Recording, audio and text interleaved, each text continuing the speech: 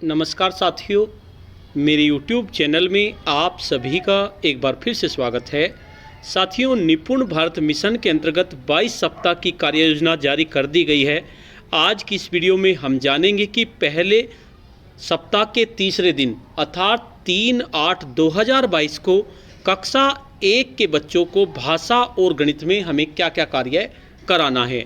Video को शुरू करने से पहले मैं आपको बता देना चाहता हूं, अगर आप चाहते हैं इस तरह की इन्फॉर्मेटिव वीडियो आपको एक प्लेटफार्म पर मिले तो उसके लिए मैंने इन्फॉर्मेटिव वीडियो व्हाट्सएप ग्रुप और इन्फॉर्मेटिव वीडियो टेलीग्राम ग्रुप बनाए हुए हैं। आप चाहें तो मेरे ग्रुप से जुड़ सकते हैं। ग्रुप का लिंक आपको वीडियो के डिस्क्रिप्शन बॉक्स में मिल जाएगा, जिस पे क्लिक करके आप मेरे ग्रुप से जुड़ सकते हैं। तीसरे दिन भी हमें अनुदेशनात्मक कार्य करना है, क्योंकि 1 से लेकर 4 दिन तक सोमवार, मंगल, बुध, बृहस्पति को आपको अनुदेशनात्मक कार्य करना है। तो इसमें अनुदेशनात्मक कार्य करने के लिए से पहले मैं आपको बता देना चाहता हूँ, ये कुछ लिंक दिए गए हैं। आधारशिला क्रियान्वयन संदर्शिका, कार्यपुस्तिका कलरव और संदर्शिका उपयोग, इन सभी के लिंक मैं वीडियो के डिस्क्रिप्शन बॉक्स में डाल दूंगा। वहाँ से आप क्लिक करके प्रथम सप्ताह की सारी PDF डाउनलोड कर सकते हैं। देखिए, हिंदी में हमें 3 कालांश चलाने हैं। तो पहले कालांश में आपको अपनी भाषाओं में अनुभव साझा करना, ये कार्य आपको कराना है। इसके लिए बच्चों के खेल से जुड़े अनुभव, ये आपको पहला कार्य करना है। इसकी तैयारी क्या करेंगे? कोई स्थानीय कविता आपके पास होनी चाहिए। चर्चा में उपयोग के लिए जाने वाले बंद और खुले छोर के प्रश्नों का चयन आपको करना है। और शिक्षक के लिए मुख्य बातें क्या क्या होंगी? अनुभव व चर्चा के अपने उदाहरण को सरल रखें, बच्चों की बातों को ध्यान से सुनें और यदि कोई बच्चा नहीं बोल पा रहा है तो उसे बोलने के लिए प्रेरित करें। सबसे पहले अनुभव पर चर्चा, ये 20 से 25 मिनट इसमें लगेंगी। कक्षा में सौहार्दपूर्ण वातावरण बनाने के लिए आप बच्चों के साथ कोई स्थानीय कविता या गीत पूरे हाव भाव के साथ गाएं। इसके लिए 5 से 7 मिनट का समय दें। सभी बच्चों को एक गोल घेरे में बिठा लें ताकि वे एक दूसरे को आसानी से देख सकें। आप सभी बच्चों को बताएं कि आज हम सभी अपनी पसंद के खेल के बारे में बातचीत करेंगे। बच्चों से आप उनके पसंदीदा खेल से जुड़े अनुभव सुनने के लिए उदाहरण के लिए अपने अनुभव बताएं, जैसे आपको कौन सा खेल पसंद है और क्यों, यह खेल आप किसके साथ खेलते हैं आदि।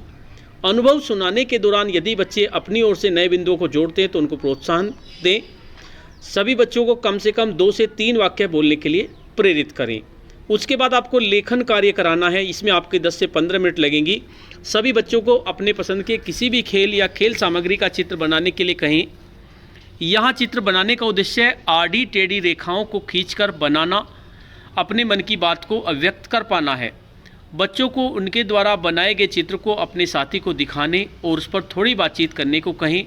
इस दौरान आप घूम घूम कर उनकी आपस की बातचीत को सुनें।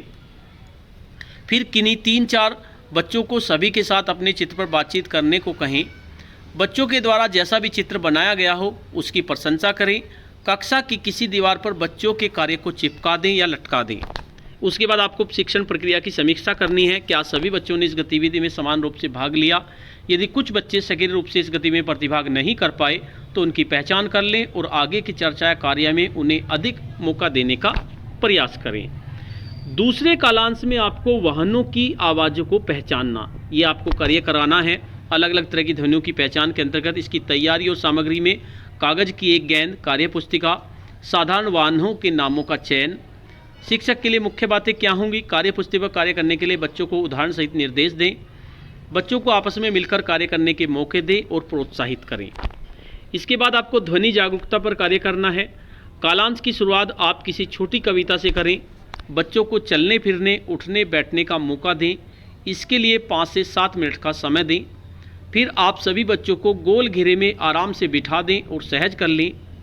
बच्चों को बताएं कि आप उनमें से किसी एक को गेंद देंगे और ताली बजाएंगे। जब तक ताली बजती रहेगी तब तक गेंद बच्चों को अगले बच्चे की ओर बढ़ाते रहेंगे। जब ताली बजाना बंद करें उस समय गेंद जिस बच्चे के हाथ में होगी आप उसे किसी वाहन का नाम बताएंगे। बच्चे को उस वाहन की आवाज़ निकालनी होगी। बाकी सभी बच्चे भी वो आवाज़ निकालेंगे। ध्यान दें, आप जिन वाहनों के नामों का चयन करें वे साधारण हों और ऐसे हों जिनके बारे में बच्चे जानते हों, जैसे स्कूटर है, मोटरसाइकिल है। शुरुआत में आप भी 1-2 वाहनों की आवाज़ निकाल कर बताएं। इसी प्रकार इस प्रक्रिया को करते रहें जब तक कि सभी बच्चों को मौके न मिल जाएं। अंत में सभी बच्चों से सामान्य बातचीत भी करें। बच्चों ने उस वाहन को कहाँ देखा है, क्या उन्होंने इन वाहनों से कभी यात्रा की है और कब, इस तरह के सवाल आप बच्चों से करें। उसके बाद आपको लेखन कार्य कराना है। सभी बच्चों से कार्य पुस्तिका के पाठ 3 पर कार्य करने को कहें। बच्चों को कार्य पुस्तिका पर कार्य करने संबंधी निर्देश दें। हो सकता है कि आपको एक से अधिक बार भी निर्देश देने पड़े। जब बच्चे कार्य पुस्तिका पर कार्य कर रहे हों तो कक्षा में घूम घूम कर उनके कार्य का अवलोकन करें और आवश्यकता के अनुसार उनकी सहायता करें। बच्चों द्वारा किए गए कार्य को दिखाने को कहें और उनकी प्रशंसा करें। उसके बाद आपको अपनी शिक्षण प्रक्रिया की समीक्षा करनी है। क्या सभी बच्चों ने कार्य पुस्तिका कार्य पूरी तरह से किया है। जिन बच्चों को कार्य करने में परेशानी हो रही है उनकी पहचान करें, उनसे बातचीत करें और प्रोत्साहन दें। तीसरे कालांश में आपको साझा और लोगोग्राफिक पठन कराना है, जिसमें बुक से पठन कराना है। तैयारी और सामग्री क्या होगी, बिग बुक आपके पास होगी, उसमें आपको माँ और बच्चे ये कहानी पढ़ानी है। बिग बुक की कहानी को आप पहले से ही पढ़ लें। शिक्षक के लिए मुख्य बातें क्या होंगी, बच्चों को अपनी भाषा में अपनी बात कहने के भरपूर मौके दें। साझा पठन के लिए सभी बच्चों को प्रोत्साहित करें। सबसे पहले बिग बुक से आपको पठन कराना है। कालांश की शुरुआत आप किसी छोटी कविता से करें। बच्चों को चलने फिरने, उठने बैठने के मौके दें। इसके लिए 5 से 7 मिनट का समय दें। फिर आप सभी बच्चों को गोल घेरे में आराम से बिठा दें और सहज कर लें। पिछले दिन हुई चर्चा का दोहराव कुछ प्रश्नों को पूछकर करें, जैसे सुरीली के कितने बच्चे थे, सुरीली किसको पकड़ने के लिए दौड़ी। फिर आप कहानी का एक बार आदर्श रूप से पूरे हाव भाव, उतार चढ़ाव और प्रवाह के साथ पढ़ें। पढ़ते समय प्रत्येक पृष्ठ के शब्दों पर बाईं से दाईं ओर उंगली रखें। इसके बाद बच्चों को आपके साथ साथ साझा पठन के अंतर्गत कहानी पढ़ने को कहें। पढ़ने के दौरान आप उन जगहों पर रुकें जहाँ बच्चे कहानी या चित्रों के आधार पर खुद से कुछ शब्द जोड़ सकें। इस प्रक्रिया को 2 से 3 बार दोहराएं। आप बच्चों से कहानी पर बातचीत करें और खुले छोर के प्रश्न पूछें। बातचीत के लिए प्रश्न कुछ इस प्रकार हो सकते हैं, जैसे इस कहानी में आगे क्या हुआ होगा, आपको क्या लगता है, सुरीली और मोनी दोस्त बन गए थे।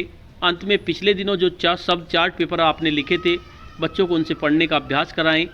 आप इन शब्दों को बोर्ड पर भी लिख सकते हैं और कक्षा के 6-7 बच्चों से इन्हें पढ़ने को कह सकते हैं।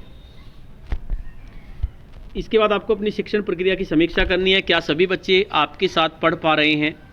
यदि नहीं तो उन बच्चों की पहचान करें। अगले दिन जब बिग बुक पर कार्य करें तो उन पर थोड़ा अधिक ध्यान दें।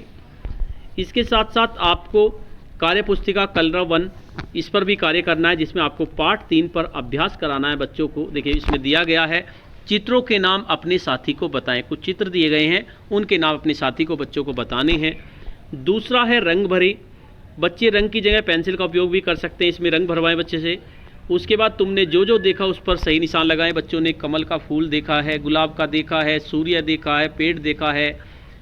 हो सकता है इनमें से कोई बच्चे ने ना देखा हो तो उस पर टिक नहीं लगाएंगे वे। उसके बाद बिंदुओं को मिलाएं।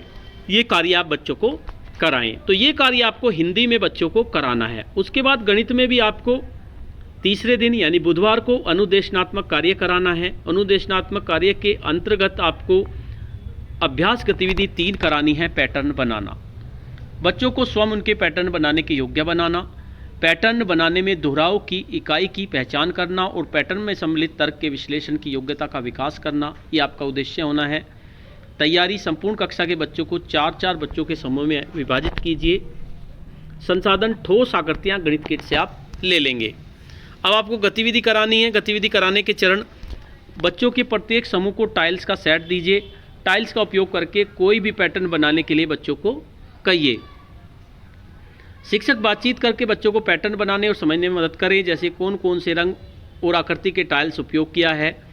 एक प्रकार की 2 टाइल्स लाल टाइल्स के बीच कितने दूसरे प्रकार यानी हरे के टाइल्स हैं, क्या ये संख्या पूरी पंक्ति में एक जैसे हैं, नहीं हैं तो क्या करने से ये एक जैसे होंगे। प्रारंभ में बच्चों को केवल 2 आकृतियों के टाइल का उपयोग करके एक पैटर्न बनाने को कहिए। बाद में बच्चों से कठिन पैटर्न बनाने के लिए कहें। चर्चा करें कि किसी विशेष पैटर्न को बनाने के लिए किस इकाई का बार बार उपयोग किया गया। इसके साथ साथ आपको कार्य पुस्तिका कलरव पर भी कार्य करना है।